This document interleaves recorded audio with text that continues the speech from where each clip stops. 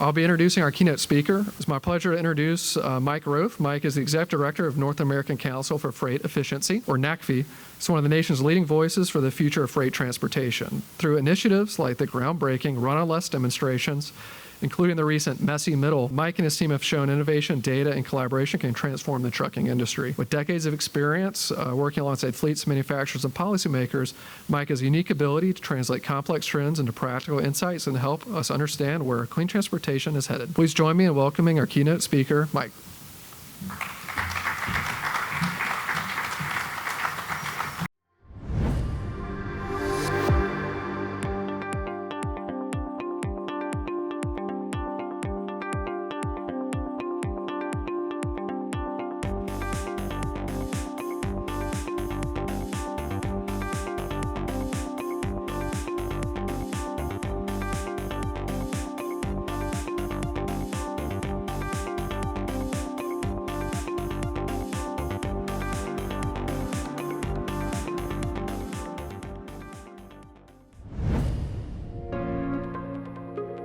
As we know, there are many emerging great solutions for decarbonizing heavy-duty, medium, and long-haul trucking.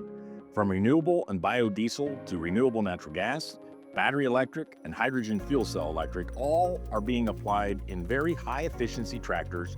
These alternatives are now becoming mainstream. Over the past few months, inside the Run on Less Messy Middle effort, the NACFE team visited 13 fleets operating these vehicles, getting the best out of each while utilizing creative methods for fueling and charging them. It has been an honor to organize and share their stories via profiles, and now in September sharing data from each vehicle live online. Thank you first to the fleets who are pioneering these solutions and willing to share their experience with us and now all of you. Check it out.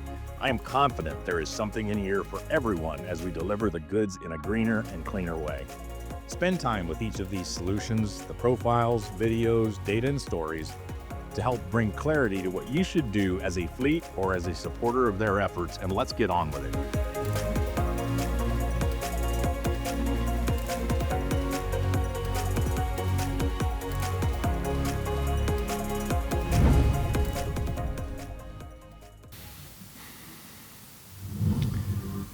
Yeah, thank you. So if you don't know us, we're the North American Council for Freight Efficiency. We're now 16 years old.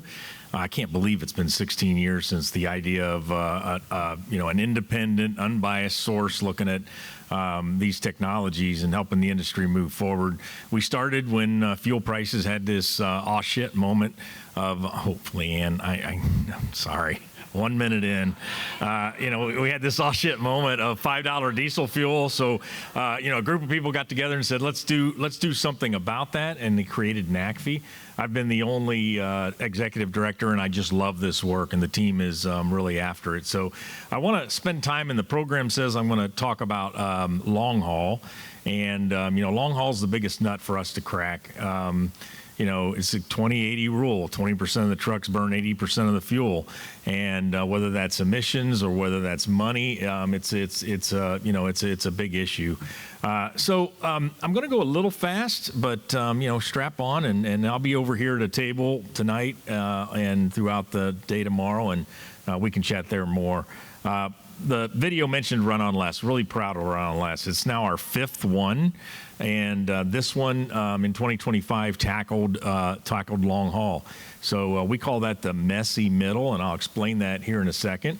But this run as real trucks that were high efficiency diesel trucks. We had 100% or 99% biodiesel truck. We had a truck that was in California fueling most of the time with renewable diesel. We had 3 natural gas trucks that I'll get into in a little bit. We had 5 battery electric trucks at 4 fleets, and then finally a couple of fleets ran the Hyundai hydrogen fuel cell. So our goal here was not to exactly compare one to the next, but to show what fleets are doing with these trucks in real routes with real truck drivers. None of this is made up. It's not some, truck manufacturer or some, supplier showing you test results. This is real world. We collected data through Geotab and other methods right off the trucks to share. And actually, this is sort of breaking news. We just finished the run on Thursday, so I'll get into some data here in a minute.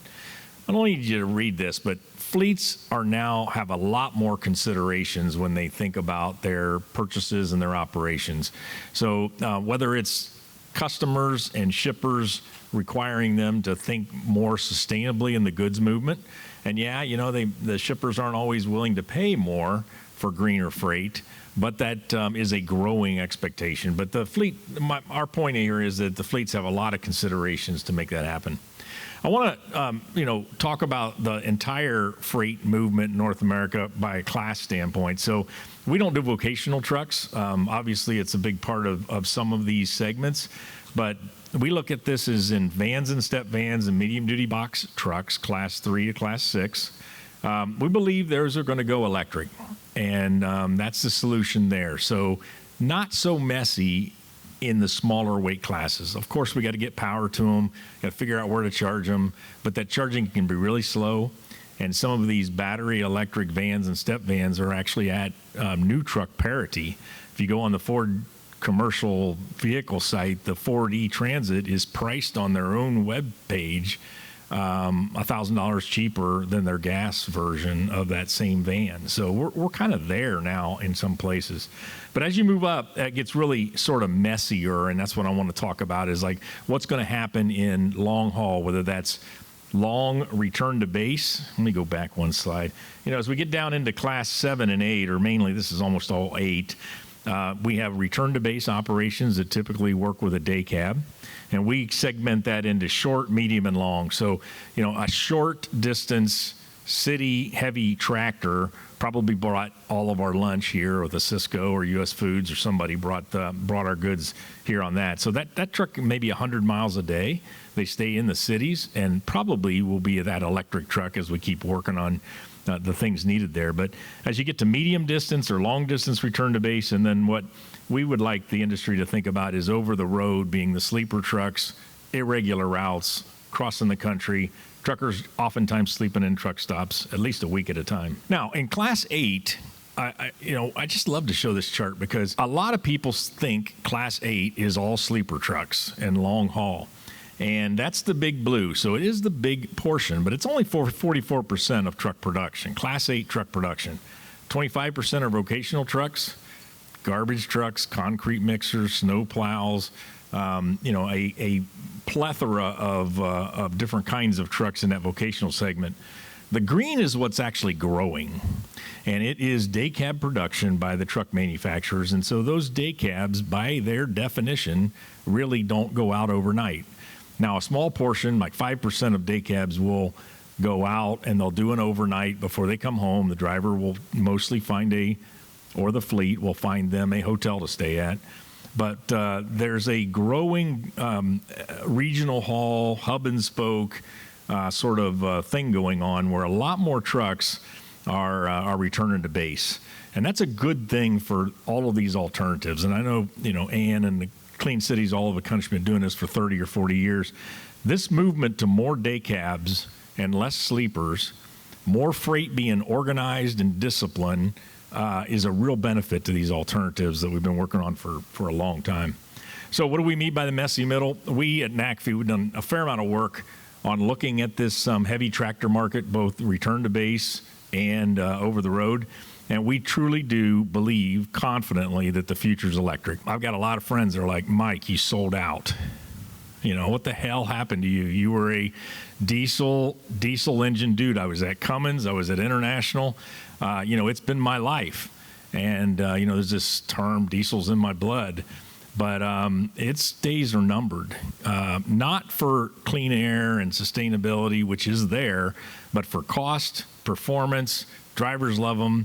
Mechanics, it's hard to find an 18-year-old that wants to be a diesel mechanic. That hurts me because that's a big part of what I've always been about. But these battery electric trucks are very cool, and they're very interesting to this group of people growing up and wanting to work in the industry. So future's electric, and so that's why we call this a middle. Now, maybe some of us won't be around when that ultimately occurs with renewable energy and battery electric or fuel cell electric trucks. But in the middle, the industry is responding with more solutions. You can see it over here. We're going to talk about it next couple of days. Things like a resurgence in natural gas and the opportunity for renewable natural gas, the amount of production. I don't need to talk to you guys about this, but the amount of renewable natural gas production, biodiesel production, renewable diesel production is all starting to scale, and that will have an impact here in the next couple of decades, probably forever, but we'll see it emerge in the next few decades. And that's a really good thing. It makes it messier because these fleets have more decisions to make. The analogy I use every day is the restaurant now will have a 6-page menu. And with all due respect to Richie, it's easy to say, we're an all fuels industry or an all fuels this, that, and the other. Well, it's a problem when you got too much, like that 6-page menu. That diner that used to do burgers real well is now making seafood and pasta and everything else. That's the world we're moving into, and it's going to be challenging, but I'm excited about it. I'm going to kind of skip this quickly, but off to the left are some of these different solutions, the more mature ones, diesel and some of these renewable ICE fuels and so forth. And we've looked at it across different elements. So basically, the liquid fuels, less sustainable, but we know them better and we know how to put engines in trucks better, and we're still learning to do that with some of the alternatives. So let me get to the run. This has been a great time this summer and into the fall here. Hasn't been easy. Some of these technologies are emerging. It's hard to do this, but we did a boot camp over the summer. Just wanted to recognize, if you want to go into that, recordings, presentations, support materials, a lot of information there. Everything we do is free, no charge. Occasionally, if you download a detailed report or want something, we ask for your email address so that we can follow up with you, but everything's free given the sponsorship that we have. So I said in the video, we went out and visited all these fleets. So we went out, kicked tires. This is Southern California, where we got to spend a lot of time with one of these hydrogen fuel cell trucks. There's the driver there on the left, and me interviewing somebody, I can't remember who it was, probably from Pilot, about the truck, the vehicle, the routes, everything. That culminated in profiles.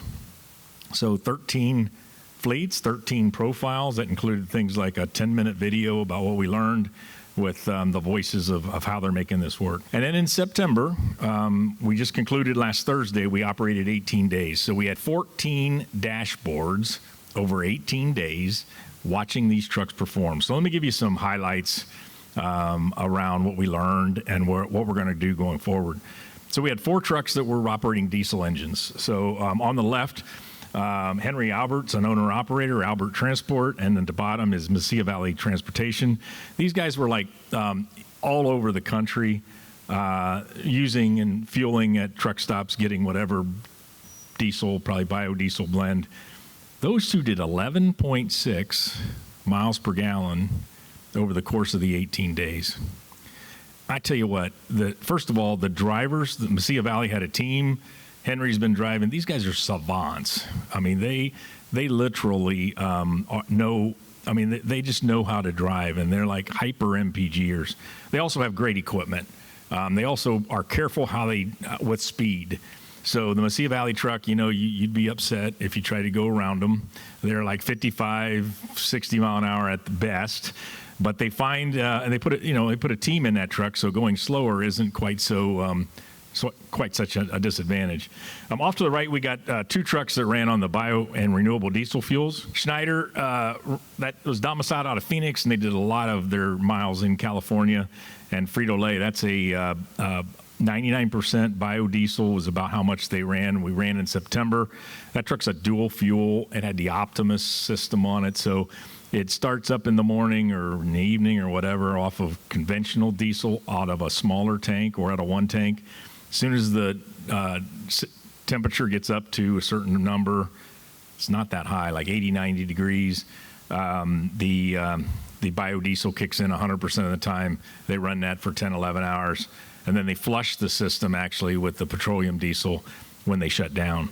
So, pretty, near zero kind of emission with biodiesel.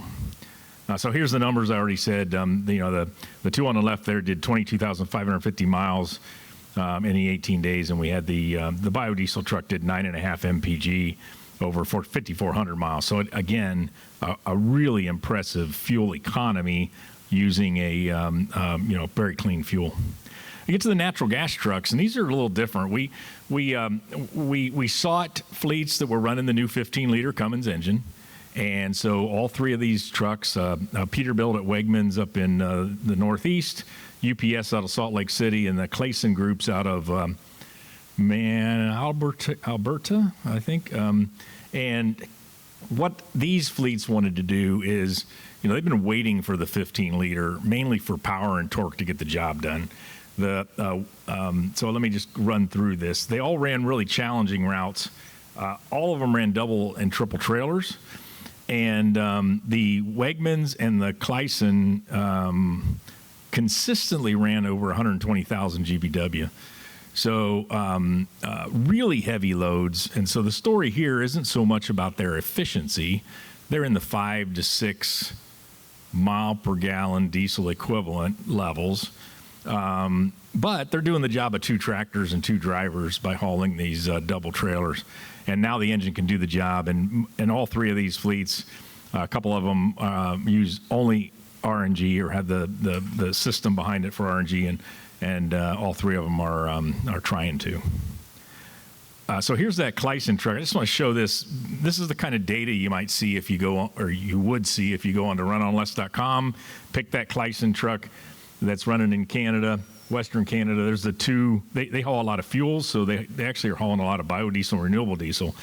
But there's a double tanker trailer that they're running at 130,000 pounds, and they ran all over during the 18 days. That map on the top right is the footprint of where they operated. And then there's about, a dozen graphs that we show on the site that you can take a look at. For the battery fleets, these guys, these trucks just keep getting better and better, faster and faster. We were talking about it a little bit at lunch.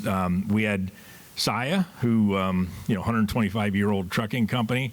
I don't think there were trucks 125 years ago, or barely, but they brag about a 125-year-old trucking company, something like 8,000 tractors, and I don't know, 40,000 trailers. They use a lot of double pups and triple pups in the LTL operation. So we were with them out of, these 2 Tesla semis were out of Stockton, California. Lower left is Joyride Logistics out of Phoenix. Top right is 4Gen doing a lot of work. Long drayage is what I would call that in Southern California. And then Navoya was operating a Freightliner eCascadia up in the Bay Area. And so what we saw here, and we get these questions all the time. So what's up with the Tesla semi? Is it any good? Is it what Elon Musk promised? On and on and on. Well, it's pretty impressive. So one day, it ran the same route up and down California on I-5, and that route was about 465 miles, and they did that every day, all 18 days, and they did it on a single charge. Now, that's fairly heavy, but that LTL cubes out before it grosses out, but pretty impressive. And they also did that slip seating, so they were driving most of the time, and they only were charging 13% of the time. So these Tesla semis are getting hit with about 750 kilowatt. They're talking about going to 1.2 megawatt in the not so distant future. That's really fast. So, that's charging these batteries in less than an hour and going from 20 to 80%. The numbers, this just ended. So our guys and ladies are all geeking out on all the data, but that truck would go from 20% to 80% state of charge in about 40 to 45 minutes. So, as you were talking, Richie, right? As you were talking about convenience store, I challenge you to go through a truck stop in 40 minutes. I have an RV, and, you just sit there and wait and so forth. So, and then finally, the Joyride Logistics truck out of Phoenix is a Windrose truck. It's basically a global new OEM that is using Chinese proven components. Chinese have got like 100,000 tractors. And that truck did 5,740 miles over the 18 days, but what shocked us was they used public charging the whole time. They hit one Green Lane Colton truck charging location, and the rest were Electrify America Walmart sites. Now, start laughing. That's not a sustainable long-term solution, but right now, and we think they hit them almost exclusively, 1 to 4 in the morning, and we think they might have. We got to verify this, but I think they used a 350 kilowatt, and they have 2 ports. So if you could get that truck just right, and those cables were long enough, you might be able to get 600-700 kilowatts out of a current passenger car charging spot. So it seems odd. We'll verify all this over the next few months. There's the run on the Tesla Semi up and down I-5. These are all of the places that Joyride Logistics I was just talking about. They did miles in Texas, New Mexico, Arizona, Nevada, and California in just the 18 days. And all the green dots, if you want to get in and spend some time with the date, all the green dots are where they hit chargers. And then finally, the fuel cell trucks, they did really well, but it's still very nascent technology. What I learned in all of this is the fuel cell truck that's really available from Hyundai is not a long-haul truck yet. It's designed really for start and stop, what we call intense urban routes. There's some work to be done. As you think about hydrogen, there's just a lot of learning and a lot of time and a lot of that it will take to get there. So I'll just stop there. Stop over, see me, and I'll be happy to talk to you about more details. I'm actually going to be up here on stage tomorrow morning where I'll probably tell a couple more stories and have a little fun too. Thanks. I'll just speak with Mike. On the Tesla data, that's really fascinating to see. I'm curious, what is your opinion on the MSRP they've published? I think it's in like the mid 100s. It just seems unbelievable. I'm just curious if you've heard anything. Yeah, so thank you. So I was at the unveil in 2017 when, Mr. Musk came out and showed the Semi and said all these big claims. I'll be real blunt. He said that night that he was going to bring a 500-mile truck in 2 years. 2 years become 8 years. And Dan Priestley, I've seen him talk in many stages. He says that we're doing the typical, delivering very late on our promises at Tesla, but we do deliver on our promises. So it is a 500-mile truck. So lightly haul, cubing out. So we see a lot of data from Frito-Lay where they're getting 500 miles on a single charge.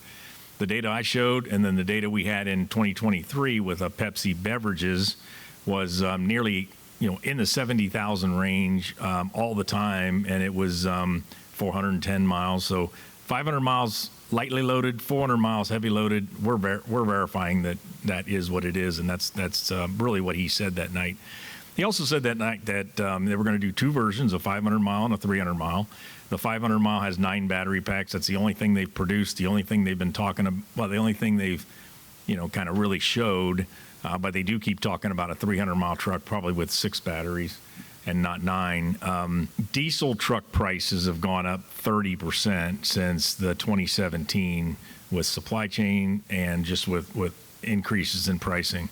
We're also on the verge of a NOx rule in 2027 that, the people that hate the rule say it's $40,000. The people that, put the regulations in, CARB and others, say it's $5,000. So, but let's say it adds $15,000 to $20,000. Unfortunately, the diesel truck's gotten more expensive. Current battery electric trucks over the last number of years have been in the $425,000 range from Freightliner, Volvo, Mack, and others. And I think, don't quote me on this, any media in here, I think that, Tesla's talking in the $300,000 range. And, if you do much ROI on these trucks, if that's truly a 300,000-mile truck with the performances and, the maintenance savings and drivers loving them and on and on and on, I think they'll make a difference. Yeah, the 180 was based on, old economics, but I still think even at 300, it could make a difference. And I'm glad I don't have the job I used to have at one of the truck OEMs. Take care.